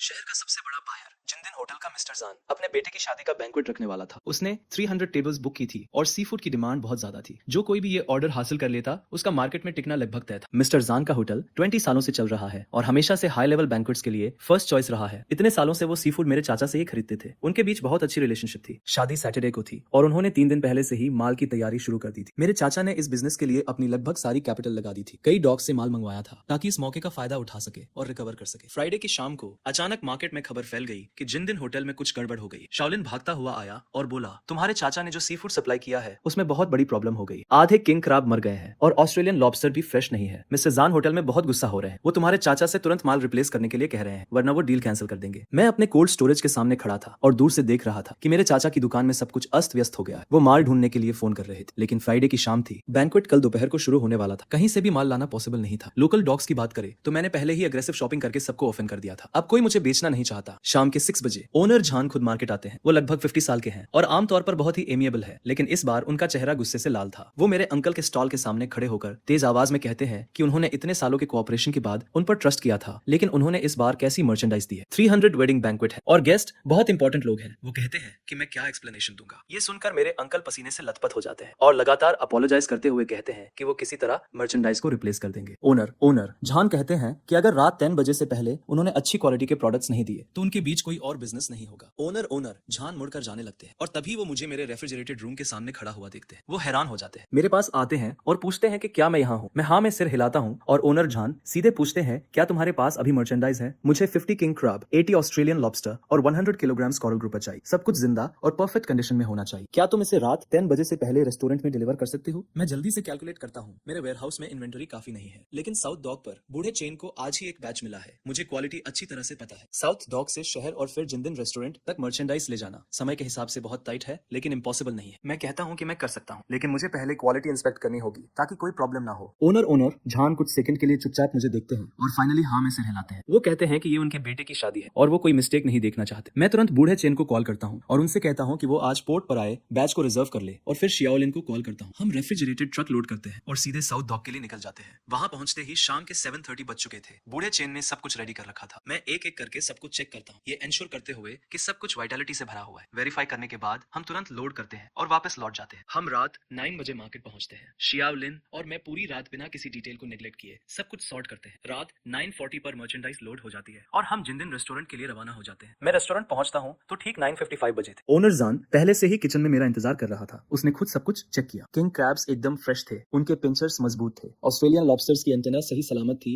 जैसे उनमें एनर्जी भरी हो। कोरल ग्रुपर का कलर एकदम लाल था और उसकी आंखें भी क्लियर थी। इंस्पेक्शन के बाद ओनर जान आखिर में मुस्कुराता है। वो मेरे कंधे पर हाथ रखकर कहता है, यार ये खेप तो एकदम परफेक्ट है। तुमने तो मुझे बड़ी मुसीबत से निकाल ली। मैं कहता हूँ ये तो मेरा जॉब है। ओनर जान मुझे देखता है और कहता है, भाई तुमने इस बार मेरी बहुत हेल्प की है। मैं आगे चलकर तुम्हारे साथ लॉन्ग टर्म कोऑपरेशन के बारे में बात करना चाहता हूँ। मैं हामी भर देता हूँ। जब मैं मार्केट वापस जाता हूँ तो रात के 11 बज चुके थे। मेरे अंकल की स्टॉल पर अभी भी लाइट्स चल रही थी। शीशे के अंदर से वो अकेले बैठे हुए दिख रहे थे। उनके सामने वो सारे डेड किंग क्रैब्स और लॉबस्टर्स पड़े थे। उनका फोन टेबल पर रखा था। स्क्रीन एकदम डार्क थी। शायद ओनर जान अब उनके कॉल्स नहीं उठा रहा। शाओलिन कहता है, बॉस तुम्हारे अंकल तो गए काम से। जिंदी रेस्टोरेंट शहर का सबसे बड़ा क्लाइंट है। उसे खोने के बाद उनके पास वापस उठने का कोई चांस नहीं बचेगा। मैं कोई जवाब नहीं देता, बस कोल्ड स्टोरेज का डोर बंद कर देता हूँ। कल मुझे फिर रेस्टोरेंट जाकर हेल्प करनी है ताकि वेडिंग अच्छे से हो जाए। सैटरडे वेडिंग का दिन मैं बहुत सुबह ही जिंडी रेस्टोरेंट पहुंच जाता हूँ। किचन में हलचल मची हुई थी। मैं खुद सी फूड के हर प्लेट की प्रिपरेशन पर नजर रखता हूँ। किंग क्रैब एकदम परफेक्ट बना था। ऑस्ट्रेलियन लॉबस्टर का सशीमी बहुत डिलिशियस था और स्टीम्ड ग्रुपर भी एकदम टेंडर था। ओनर जान हॉल में गेस्ट का स्वागत कर रहा था और बार बार किचन की तरफ देखकर मुस्कुरा रहा था। दोपहर 12 बजे वेडिंग शुरू होती है। 300 टेबल्स पर बैठे गेस्ट सी फूड डिशेस की तारीफ करते नहीं थकते। कुछ बिजनेस ओनर्स वर्कर्स तो वहीं ओनर जान से पूछने लगते हैं कि ये माल कहाँ से आया है, जिस पर वो मुस्कुराते हुए जवाब देता है ये मार्केट के एक यंग लैड सप्लाई करता है, आजकल ये मिलना थोड़ा मुश्किल है। दोपहर के 3 बजे ओनर जान मुझे अपने ऑफिस में बुलाता है और वेटर को हम दोनों के लिए टी लाने को कहता है। वो बैठता है, सिगरेट जलाता है और कहता है यार इस बार सब तुम्हारी वजह से हुआ, अगर ऐसा नहीं होता तो मेरी सारी रेप्यूटेशन मिट्टी में मिल जाती। ओनर जांग ने हाथ हिलाकर कहा कि मेरे अंकल के साथ इतने सालों तक काम करना शुरू में तो ठीक था, पर पिछले 2 सालों में हालत और भी खराब हो गई है। उससे सिर्फ प्रॉफिट की पड़ी रहती है। वो अरोगंत है और जब कोई प्रॉब्लम होती है तो अपनी गलती कभी नहीं मानता, हमेशा एक्सक्यूजेस देता रहता है। वेडिंग में जो हुआ उससे तो सब क्लियर हो गया। ओनर जांग ने आगे कहा मैंने एक डिसीजन लिया है, अब से रेस्टोरेंट के लिए सारे सी फूड्स तुमसे ही आएंगे। मेरे 2 लोकेशंस हैं और हर हफ्ते कम से कम 2 लाख का वॉल्यूम रहता है। क्या तुम सप्लाई गारंटी कर सकते हो? मैंने कहा मैं गारंटी दे सकता हूँ। साउथ डॉक पर सोर्स स्टेबल है और क्वालिटी भी एश्योर्ड है। इसके अलावा मेरे पास प्रोफेशनल कोल्ड चेन डिस्ट्रीब्यूशन भी है। ये रहा कोलैबोरेशन का कॉन्ट्रैक्ट, ये अगले महीने से लागू हो जाएगा। इस ऑर्डर के क्लोज होते ही मेरे कोल्ड स्टोरेज का डेली कैश फ्लो 3 लाख से ऊपर स्टेबलाइज हो पाएगा। मैं अपने अंकल के हाईएस्ट लेवल को पूरी तरह से सरपास कर दूंगा। मैं किस तरह का मार्केट ओपन कर रहा हूँ। रास्ते में मुझे उन ओनर्स के कई कॉल्स आए जो वेडिंग बैंक्वेट में आए थे। वो मुझसे पूछ रहे थे कि क्या मैं उन्हें भी सप्लाई कर सकता हूँ। मैंने एक एक करके उनके कॉन्टैक्ट्स नोट किए और उनसे मिलने का टाइम फिक्स किया। अब मार्केट में ये रूमर है कि मुझे जिंदन होटल का ऑर्डर मिल गया है और अब मेरा बिजनेस आसमान छूने वाला है। रात के 8 बजे मैं अपने वेयरहाउस के सामने खड़ा था और दूसरी तरफ अपने अंकल की स्टॉल को देख रहा था। लाइट तो जल रही थी पर अंदर सब खाली था, बस वो अकेले बैठे हुए थे। उनके सामने बिल्स का ढेर लगा हुआ था और वो कैलकुलेटर यूज करते जा रहे थे। तभी शाओलिन मेरे पास आया और धीरे से बोला बॉस मैंने सुना है कि आज तुम्हारे अंकल मिस्टर जान से रहम मांगने गए पर उन्होंने उसे अंदर तक नहीं आने दी। लोग ये भी कह रहे हैं कि तुम्हारे अंकल ने बैंक्वेट के लिए जो सारा सामान तैयार किया था वो सब उनके हाथ में ही रह गया। कम से कम 3 लाख का नुकसान हुआ है। मैंने कुछ नहीं कहा, बस एक सिगरेट जला ली। इस बार मेरे अंकल सच में खत्म हो गए। उन्होंने सबसे बड़ा क्लाइंट हिंदन्स होटल को खो दिया है। उनका पेमेंट चेन पूरी तरह से टूट गया। ऊपर से प्राइस वॉर में हुए नुकसान और लोन्स पर लगने वाले इंटरेस्ट अलग, अब वो और नहीं झेल पाएंगे। मार्केट में लोग अब ये भी कह रहे हैं कि उनकी स्टॉल महीने के आखिर तक नहीं चल पाएगी। वो लोग ये भी कहते हैं कि उनके पुराने फ्रीजर अब पूरी तरह से बेकार हो चुके हैं और वो ठीक नहीं हो सकते। अगले दिन मैं उन ओनर से मिलने गया जिनसे मैं बैंक्वेट में मिला था। वो शहर के मशहूर रेस्टोरेंट्स के ओनर्स हैं और उन्हें सी फूड में एकदम हाई क्वालिटी चाहिए। मैं उन्हें वेयरहाउस में ले गया ताकि वो माल देख सके। मैंने उन्हें साउथ डॉक से आने वाले माल और डिस्ट्रीब्यूशन सर्विस के बारे में पूरी जानकारी दी, जिसे देखकर वो सब लोग बहुत खुश हो गए। उन्होंने तुरंत मेरे साथ कोलैबोरेशन कॉन्ट्रैक्ट साइन किया और हिंदन्स होटल का ऑर्डर भी दे दिया। अब मेरे पास 5 बड़े रेस्टोरेंट्स हैं जिनके साथ मेरा लॉन्ग टर्म कोऑपरेशन है और हर हफ्ते 4 लाख से ज्यादा का वॉल्यूम है। ये देखकर शाओलिन बहुत खुश होकर मुझसे कहता है बॉस अब तो हम सच में आगे बढ़ रहे हैं। मैंने अपने हाथों में कॉन्ट्रैक्ट देखा और मुझे सुकून मिला। सिर्फ 2 महीनों में 1,20,000 से इतना ज्यादा मैंने ना सिर्फ खुद को मजबूत किया है बल्कि मार्केट में सबसे अच्छे क्वालिटी वाले क्लाइंट्स भी हासिल कर लिए हैं। उसी शाम मैं साउथ डॉक पर लाओचन और बाकी लोगों से बात करने गया। उनसे मैंने सप्लाई बढ़ाने के बारे में बात, जिस पर लाओचन ने कहा कि कोई प्रॉब्लम नहीं है, उनके पास 2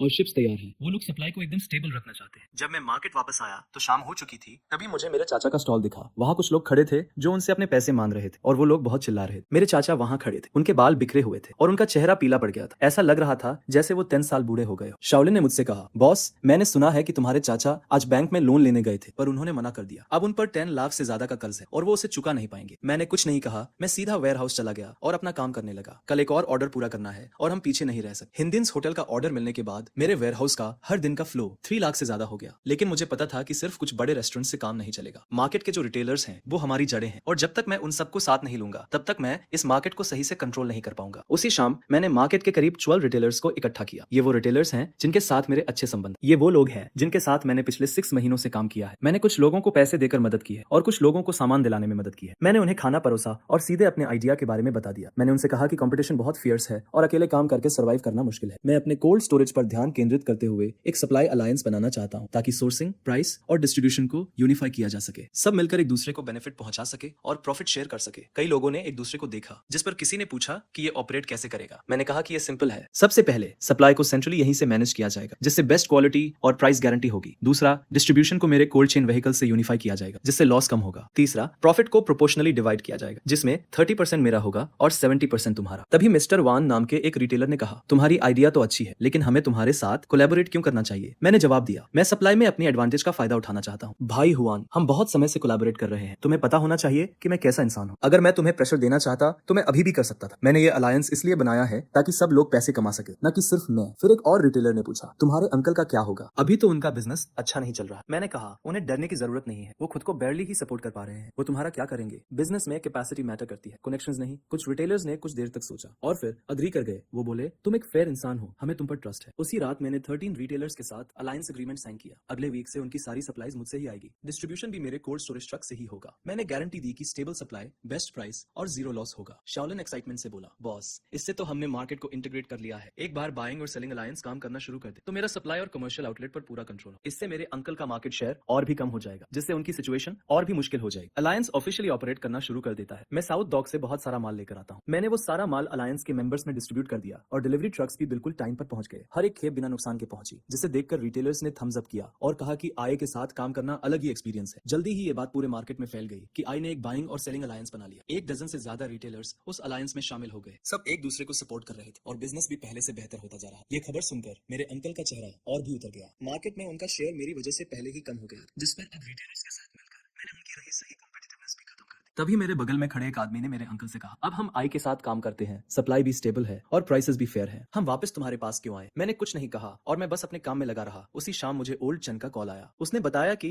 साउथ डॉक पर 2 और नए शिप्स आ गए हैं और सप्लाई पहले से कहीं ज्यादा अबंडेंट है। उसने मुझसे पूछा कि क्या मैं सप्लाई का वॉल्यूम बढ़ा सकता हूँ। उनके पास बहुत सारा माल पड़ा हुआ है और उन्हें स्टेबल आउटलेट्स की जरूरत है। मैंने कहा कि कोई प्रॉब्लम नहीं है। अब अलायंस के साथ मेरे सेलिंग चैनल्स पूरी तरह से ओपन है। मैं कितना भी माल अब्सॉर्ब कर सकता हूँ। कॉल रखने के बाद मैं कोल्ड स्टोरेज के दरवाजे पर खड़ा हो गया और अपने अंकल के स्टॉल को देखने लगा, जो सामने ही था। वो एक क्रेडिटर से आर्ग्यू कर रहे थे। आवाज बहुत ऊंची थी। क्रेडिटर उनका चेहरा पॉइंट करते हुए चिल्ला रहा था कि अगर उधार लिया है तो वापस करना होगा और एक्सक्यूजेस बनाना बंद करो। मेरे अंकल, जिनका चेहरा गुस्से से लाल हो रहा था, लगातार खुद को एक्सप्लेन करने की कोशिश कर रहे थे और कुछ और दिन का टाइम मांग रहे थे। वो स्वेयर कर रहे थे कि वो पे करने का कोई रास्ता ढूंढ लेंगे, लेकिन क्रेडिटर सुनने को तैयार नहीं था और उसने सीधे थ्रेटन किया, अगर तुमने इस वीक तक पे नहीं किया तो मैं तुम्हें कोर्ट में रिपोर्ट कर दूंगा। शाओलिन मेरे पास आया और धीरे से बोला, बॉस, मैंने सुना है कि आपके अंकल का डेट 1.5 मिलियन युआन से भी ज्यादा हो गया। अगर वो अपनी प्रॉपर्टी मॉर्गेज भी कर दे तो भी पे करने के लिए पर्याप्त नहीं हो। वो सच में एक डेड एंड पर है। मैं चेंबर के दरवाजे पर खड़ा होकर पूरे मार्केट को देख रहा था, जो पूरी तरह से जगमगा रहा था। लोग इधर उधर आ जा रहे थे और मंजर काफी बिजी था। वहीं मेरे सामने मेरे अंकल का स्टॉल अजीब तरह से खाली पड़ा था। शालिन ने मुझसे कहा, बॉस, अब तो मार्केट में सब यही कह रहे हैं कि आप ही इस जगह के असली बॉस हो। आपके अंकल का दौर अब खत्म हो गया। मैंने कोई जवाब नहीं दिया, बस कोल्ड स्टोरेज का दरवाजा बंद कर दिया। कल एक और खेप किंग क्रैब्स की आ रही है। अलायंस के मेंबर्स ने पहले ही 5 लाख युआन के ऑर्डर्स बुक कर दिए हैं। ये मार्केट अब मेरा है। बाइंग और सेलिंग अलायंस 2 हफ्तों से चल रही थी और सब कुछ स्मूथली चल रहा था। कोल्ड स्टोरेज में मेरा daily cash flow 4 lakh yuan से ऊपर स्टेबल था और मेरा मार्केट शेयर 60% तक पहुंच गया था। उस दोपहर मैं कोल्ड स्टोरेज में इन्वेंटरी कर रहा था, तभी अचानक ओल्ड चेन का फोन आया और उसकी आवाज अर्जेंट लग रही थी। उसने बताया कि मौसम विभाग ने टाइफून का अलर्ट जारी किया है। एक सुपर टाइफून 3 दिनों में जमीन से टकराएगा और समुद्र में मौजूद सभी जहाजों को शेल्टर के लिए पोर्ट पर वापस आना होगा। इसका मतलब था कि कम से कम 1 हफ्ते तक मार्केट में ताजी सी फूड की सप्लाई नहीं होगी। ये सुनकर मेरा दिल बैठ गया और मैंने तुरंत पूछा कि क्या वो अभी भी माल अनलोड कर सकते हैं। ओल्ड चेन ने कहा कि आज आखिरी दिन है, कल से सभी जहाजों को पोर्ट पर वापस आना होगा। उसने मुझसे कहा कि उसके पास अभी भी एक खेप बची है और पूछा कि क्या मैं उसे लेना चाहता हूँ। मैंने कहा कि मैं सब कुछ ले लूंगा और तुरंत वहां पहुंच जाऊंगा। फोन रखने के बाद मैंने शाओलिन को कॉल किया और हम सीधे रेफ्रिजरेटेड ट्रक में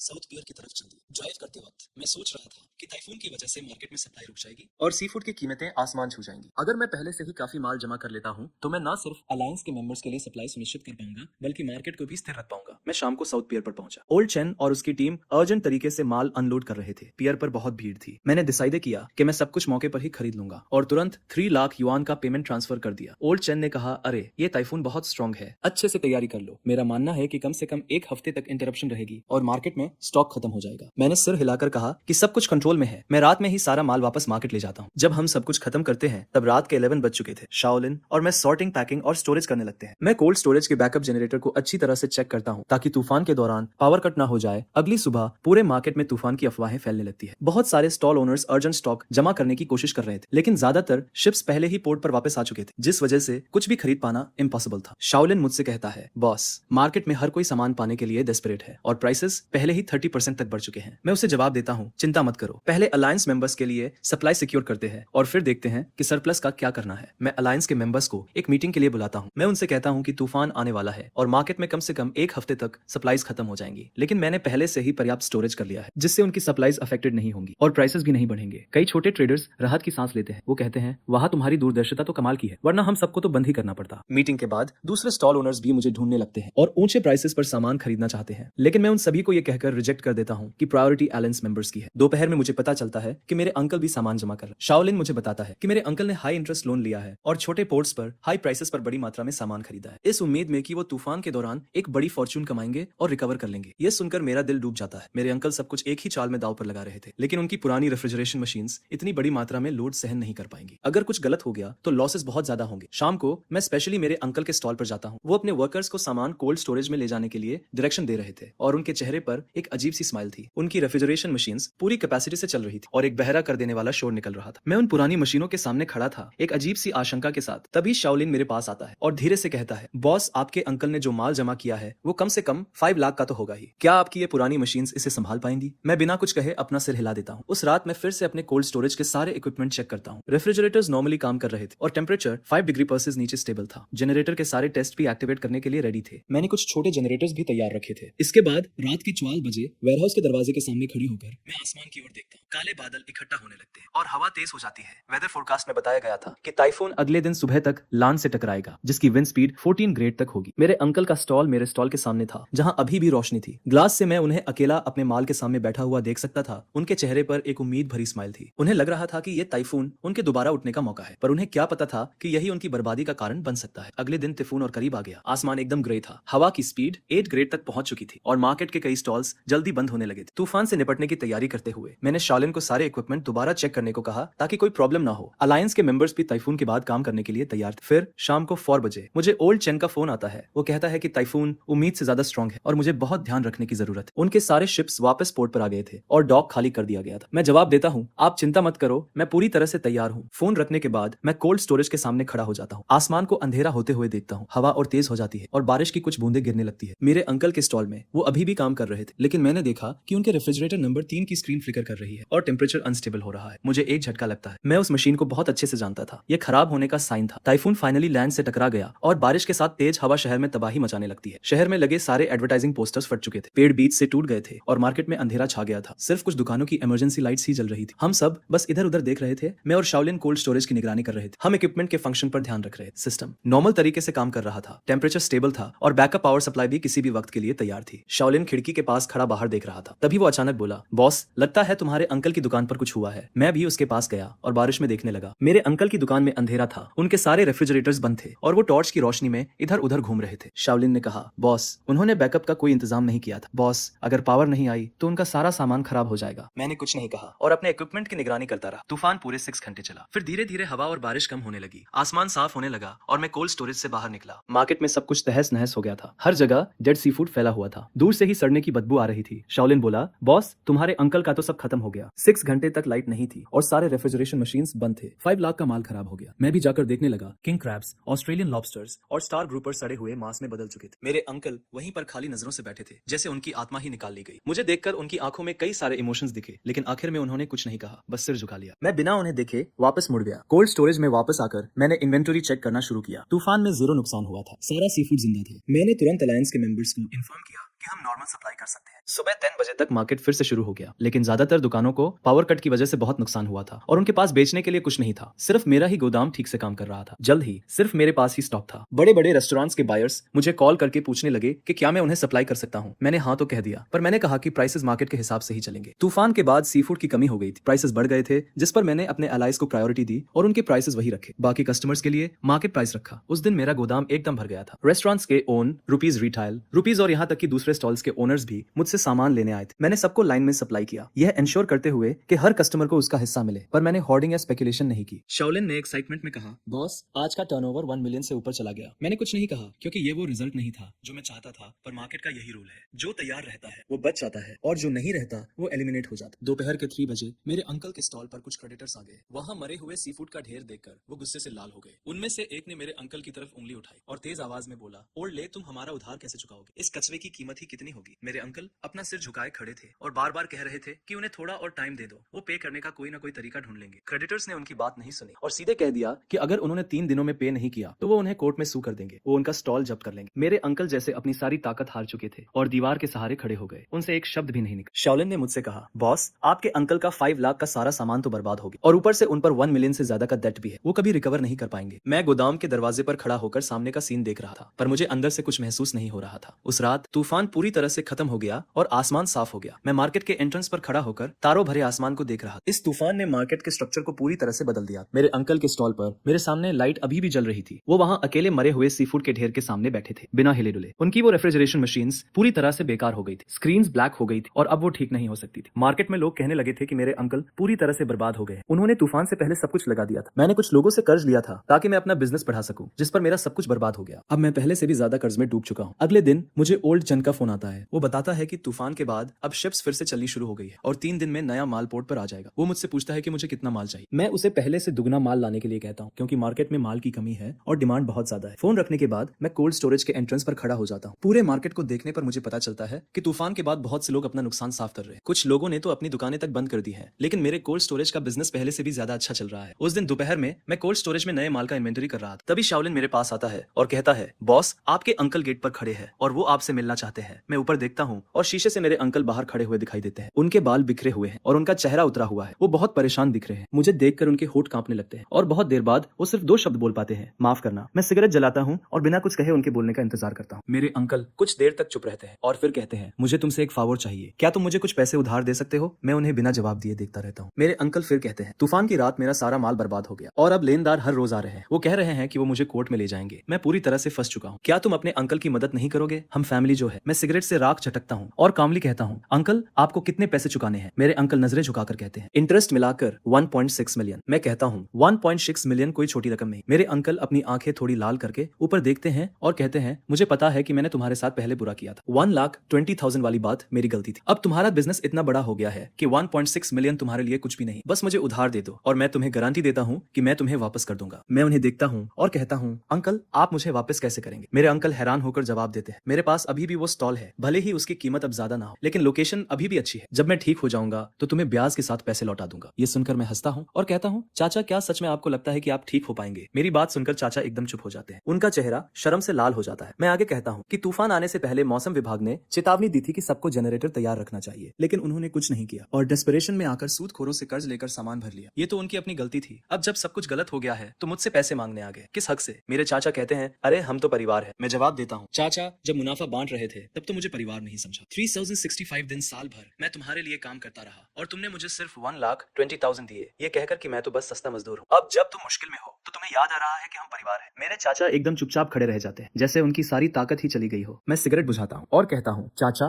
मैं तुम्हारी मदद कर सकता हूँ, लेकिन पैसे उधार देकर नहीं। ये सुनकर चाचा की आंखें चमक उठती हैं और वो कहते हैं, अरे बताओ, जब तक मैं इस क्राइसिस से उबर जाऊं मैं तुम्हारी हर शर्त मानने को तैयार हूँ। मैं कहता हूँ, तुम अपनी पोजीशन मुझे दे दो और मैं 1.6 मिलियन लगाकर तुम्हारे सारे कर्ज चुकाने में मदद करूंगा। मेरी बात सुनकर चाचा एकदम सन्न रह जाते हैं, बहुत देर तक कुछ नहीं बोलते। मैं उन्हें समझाता हूँ कि अब वो पोजीशन सिर्फ एक खोखला शेल है और सारे कूलिंग सिस्टम बेकार हो चुके हैं, कस्टमर्स भी जा चुके हैं और अगर वो मुझे नहीं देंगे तो लेनदार कोर्ट के जरिए उसे जब्त कर लेंगे। जब्त होने से बेहतर है कि वो मुझे बेच दे, कम से कम इससे उनके सारे कर्ज तो चुकता हो जाएंगे और वो जेल जाने से भी बच जाएंगे। मेरे चाचा का चेहरा पीला पड़ जाता है और होठ कांपते हुए वो कहते हैं, अरे ये पोजीशन तो 10 साल की मेरी मेहनत का फल है। जिस पर मैं कहता हूँ कि मेहनत से कर्ज नहीं चुकाए जाते। अब उनके पास सिर्फ 2 ऑप्शन, या तो वो पोजीशन मुझे दे दें, अपने कर्ज चुकाएं और नई शुरुआत करें, या फिर मुकदमे का इंतजार करें, पोजीशन जब्त हो और जेल भी जाना पड़े। अब वो खुद चुन ले। मेरे चाचा एकदम ठंडे पड़ जाते हैं। वो मुझे गुस्से से देखते हैं, उनके अंदर गुस्सा और निराशा दिखती है, लेकिन आखिर में सब हेल्पलेसनेस में बदल जाता है। फिर वो कहते हैं, अरे क्या तुम थोड़ा प्राइस बढ़ा सकते हो? जिस पर मैं सिर हिलाकर मना कर देता हूँ और कहता हूँ कि 1.6 मिलियन ही मार्केट प्राइस है। आजकल जो हालत है उसमें इतने में बिकना भी बहुत बड़ी बात है। मेरे चाचा थोड़ी देर चुप रहे और फिर सिर झुकाकर बोले, मैं सोचूंगा। जिस पर मैंने कहा, चाचा लेनदारों ने तुम्हें 3 दिन का टाइम दिया है, आज दूसरा दिन है, तुम्हारे पास सोचने के लिए ज्यादा टाइम नहीं है। मेरे चाचा ने कुछ नहीं कहा, वो मुड़े और चले गए। उनकी कमर झुकी हुई थी और वो बहुत धीरे चल रहे थे, जैसे अचानक 10 साल बूढ़े हो गए हो। उसी रात मुझे खबर मिली कि लेनदार मेरे चाचा की दुकान पर फिर से आ गए। इस बार वो कुछ और लोगों के साथ लाए थे और सीधे दुकान से सारा सामान निकालने लगे, ये कहते हुए कि अगर कल तक पैसे नहीं दिए तो वो उन्हें कोर्ट में रिपोर्ट कर देंगे। मेरे चाचा दरवाजे पर खड़े थे, उन लोगों को अपना सामान ले जाते हुए देख रहे थे और उनके मुंह से एक शब्द भी नहीं निकल रहा था। अगली सुबह मेरे चाचा फिर आए। इस बार उनके हाथ में एक डॉक्यूमेंट था, दुकान की प्रॉपर्टी का सर्टिफिकेट। वो मेरे सामने चुपचाप खड़े रहे। फिर आखिरकार उन्होंने मुझे वो डॉक्यूमेंट दिया और कहा, ठीक है मैं मान गया। मैंने डॉक्यूमेंट लिया, उसे देखा और कहा, चाचा हम आज दोपहर नोटरी ऑफिस जाएंगे और फॉर्मेलिटीज पूरी करेंगे। मेरे चाचा ने हामी भरी और मुड़कर जाने लगे। दरवाजे पर पहुंचकर वो अचानक रुक गए। उन्होंने पीछे मुड़कर देखा और कहा, तुम जीत गए। मैंने कुछ नहीं कहा, मैं बस उन्हें जाते हुए देखता रहा। उसी दोपहर मैंने फॉर्मेलिटीज पूरी की और तुरंत रेनोवेशन शुरू कर दी। पुरानी दुकान को तोड़कर कोल्ड स्टोरेज को बड़ा करने लगा। मैं वेयरहाउस के एंट्रेंस के सामने खड़ा था, उस दुकान को देख रहा था जो जल्द ही मेरी होने वाली थी। वो साइन बोर्ड जो 10 सालों से वहां लगा हुआ था अभी भी लटका हुआ था, लेकिन जल्द ही उसे एजी फूड से बदल दिया जाएगा। ट्रांसफर एग्रीमेंट पर साइन करने के बाद मैंने दुकान की रेनोवेशन शुरू कर दी और एक प्रोफेशनल टीम को हायर किया। मैंने अपने चाचा की पुरानी दुकान को अपने कोल्ड स्टोरेज से मिला दिया, पार्टीशन वॉल को गिरा दिया और स्पेस तुरंत डबल हो गया। मैंने 6 नई इंपोर्टेड रेफ्रिजरेशन मशीन्स का ऑर्डर दिया जो सबसे एडवांस टेम्परेचर कंट्रोल सिस्टम्स और बैकअप पावर सप्लाई से इक्विप थी। मैंने डिलीवरी व्हीकल्स की संख्या बढ़ाकर 5 कर दी जिससे मैं ज्यादा कस्टमर्स को सर्विस दे सकूं। रेनोवेशन के दौरान मार्केट में तरह तरह की बातें हो रही थी। कुछ लोग कह रहे थे कि मैं बहुत निर्दयी हूं जो अपने चाचा को भी नहीं छोड़ता। कुछ लोग कह रहे थे कि अगर मेरे अंकल ने उस वक्त बेहतर बर्ताव किया होता तो उनका ऐसा हाल नहीं होता। मैंने उन बातों पर ध्यान नहीं दी और बस अपने काम पर फोकस किया। एक हफ्ते बाद मेरी नई दुकान बनकर तैयार हो गई। एक बहुत बड़ी जगह थी, लगभग 1000 स्क्वायर मीटर्स की। 6 नई रेफ्रिजरेशन मशीन्स एकदम परफेक्ट लाइन में लगी हुई थी। डिलीवरी ट्रक्स दरवाजे पर पार्क किए हुए थे और सी फूड डिस्ट्रीब्यूटर का साइन सूरज की रोशनी में चमक रहा था। मैंने कोई सेरेमनी नहीं की, बस अलायंस मेंबर्स और कुछ इंपॉर्टेंट कस्टमर्स को बता दिया, लेकिन खबर फिर भी फैल गई। लगभग पूरा मार्केट ही देखने आ गया। बॉस जान कई रेस्टोरेंट ओनर्स के साथ मुझे बधाई देने आए। उन्होंने बिजनेस का साइज देखा और अपनी थंब ऊपर करके कहा, वाह, कुछ ही महीनों में तुमने मार्केट को इस तरह से इंटीग्रेट कर लिया, यह तो कमाल है। अलायंस मेंबर्स भी आए। 13 रिटेलर्स नई दुकान के सामने चेहरे पर स्माइल लिए खड़े थे। उन्होंने कहा कि तुम्हारे साथ काम करके इन 2 महीनों में हमने पिछले पूरे साल से ज्यादा कमाया है। मैंने कहा, अगर हम सब मिलकर मेहनत करेंगे तो फ्यूचर और भी बेहतर होगा। ओपनिंग के दिन डेली कैश फ्लो 1.5 मिलियन को पार कर गया। सुबह से रात तक ऑर्डर्स आ रहे थे। 5 डिलीवरी व्हीकल्स लगातार आ जा रहे थे और सारे कस्टमर्स को टाइम पर सामान मिल रहा था। शाओलिन ने मुझे अकाउंट बुक दिखाई और एक्साइटमेंट से कहा, बॉस,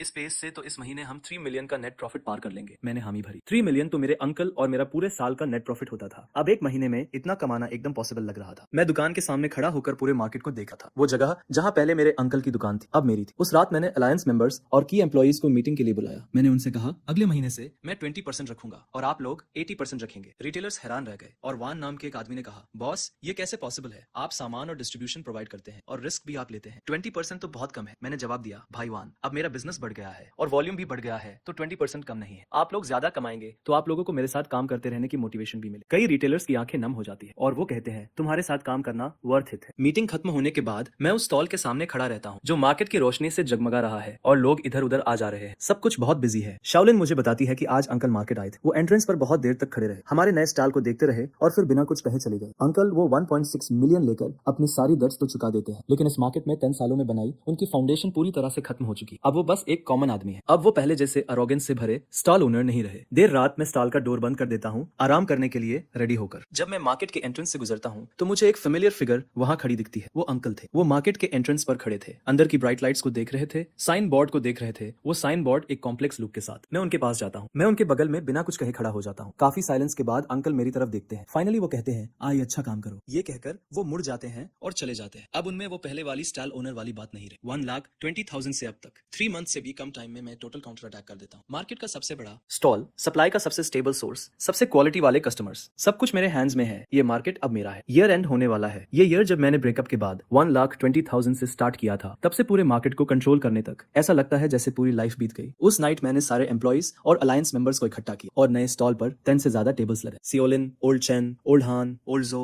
और 13 रिटाइल रुपीज, वो सभी जिन्होंने फॉलो किया, वो पूरी टीम जो मेरे साथ फाइट करती है, सब यहाँ है। मैं उठता हूँ, अपना कप उठाता हूँ और कहता हूँ, इस ईयर सपोर्ट करने के लिए आप सभी का थैंक्स। आज ईयर एंड के प्रॉफिट्स को बांटने का डे है और मैं अपना प्रॉमिस पूरा करता हूँ। शाओलिन को सबसे पहले उसका शेयर मिलता है। मैं उसे 2 लाख का रेड एनवेलप देता हूँ। उसकी स्टार्टिंग सैलरी 12,000 पर मंथ थी और मैंने उसे ईयर एंड बोनस का प्रॉमिस किया था और वो अच्छा काम करती है। वो 2 लाख वो डिजर्व करती है। 13 रिटेलर्स को भी उनका शेयर मिलता है। अग्रीमेंट के अनुसार प्रॉफिट शेयरिंग 80 से 20 थी। उन्हें बिगेस्ट पार्ट मिलता है। हर किसी को सैकड़ों हजारों मिले, कुछ को तो मिलियन से भी ज्यादा। शाओलिन और बाकी रिटेलर्स इतने खुश थे कि उनसे बोला भी नहीं जा रहा। दूसरों के लिए काम करते हुए वो लोग पूरा साल जी तोड़ मेहनत करते थे और मुश्किल से 1 लाख कमा पाते थे। आय के साथ कुछ महीने काम करने के बाद उन्होंने पिछले कई सालों से ज्यादा कमा लिया। मैंने कहा, अगर सब लोग मुझे फॉलो करते हैं तो मैं किसी को निराश नहीं करूं। चलो अगले साल और मेहनत करते हैं, ये और भी बेहतर होगा। पुराने चैन और बाकी शिप कैप्टन्स भी आए और मैंने हर एक को खूब सारे गिफ्ट्स दिए। इस साल सपोर्ट करने के लिए उनका शुक्रिया अदा किया। पुराने चैन ने मेरी पीठ थपथपाई और कहा, आए, तुम एक लॉयल और बहादुर लड़के हो। हमने तुम पर ट्रस्ट करके कोई गलती नहीं की। काफी ड्रिंक्स के बाद माहौल और भी गर्म हो गया। कुछ रिटेलर्स इन महीनों में जो हुआ उसे याद करने लगे। वो बता रहे थे कि कैसे शुरुआत में मार्केट में किसी को मुझ पर भरोसा नहीं था। वो सोचते थे कि मैं इतना जवान होकर अपने अंकल को कैसे हरा पाऊंगा, लेकिन किसने सोचा था कि कुछ ही महीनों में सिचुएशन पूरी तरह से बदल जाएगी। मार्केट खत्म हो गया और काफी देर हो चुकी थी। मैं स्टॉल के सामने खड़ा था, तभी शाओलिन आई और उसने मुझे एक अकाउंट बुक दी। उसने कहा कि ओपनिंग से लेकर अब तक टोटल कैश फ्लो 23 मिलियन है और नेट प्रॉफिट 8.5 मिलियन है। मैंने बुक ली और नंबर्स देखे। पिछले साल अंकल के साथ पूरा साल काम करके टोटल फ्लो 5 मिलियन से ज्यादा था। नेट प्रॉफिट 2.85 मिलियन था और मुझे सिर्फ 1,20,000 मिले थे। इस साल खुद के लिए 3 महीने से भी कम काम करके नेट प्रॉफिट पिछले साल से 3 गुना ज्यादा था। इस साल मुझे बहुत कुछ समझ आया। रूल्स तभी मायने रखते हैं जब वो तुम्हारे हाथ में हो। कैपिटल उसका था, रिलेशंस उसके थे, इसलिए वो डिसाइड करता था। अब स्टॉल मेरा है, सप्लाई मेरी है, कस्टमर्स मेरे हैं, मैं डिसाइड करता हूँ, लेकिन लेकिन मैं अपने अंकल की तरह नहीं बनूंगा जो सिर्फ मुझे एक्सप्लॉइट करने की चिंता करते थे। आखिर में वो अकेले रह गए और उन्हें धोखा मिला। मुझे वो करना चाहिए जिससे जो लोग मुझे फॉलो करते हैं वो भी पैसा कमाएं। सिर्फ तभी हम और आगे बढ़ पाएंगे। शाओलिन मुझे बताती है कि मेरे अंकल अब एक छोटे से रेस्टोरेंट में किचन में काम करते हैं। स्टॉल का ओनर होने से एक एम्प्लॉय बनने तक ये कॉन्ट्रास्ट ऐसी चीज नहीं है जिसे कोई भी सहन कर सके, लेकिन ये उनकी अपनी पसंद थी जिस तरह से उन्होंने मेरे साथ बिहेव किया था। अब वो वैसा ही रिएक्ट कर रहे हैं। आधी रात को मैं दुकान का दरवाजा बंद करता हूँ। न्यू ईयर की बेल्स बजने वाली है और मार्केट में पटाखे फोड़े जा रहे हैं। मैं सी फूड होलसेलर के साइन के नीचे खड़ा हूँ। अपनी 1000 स्क्वायर मीटर की दुकान को देखता हूँ। उन 6 नई रेफ्रिजरेशन मशीन्स को देखते हैं।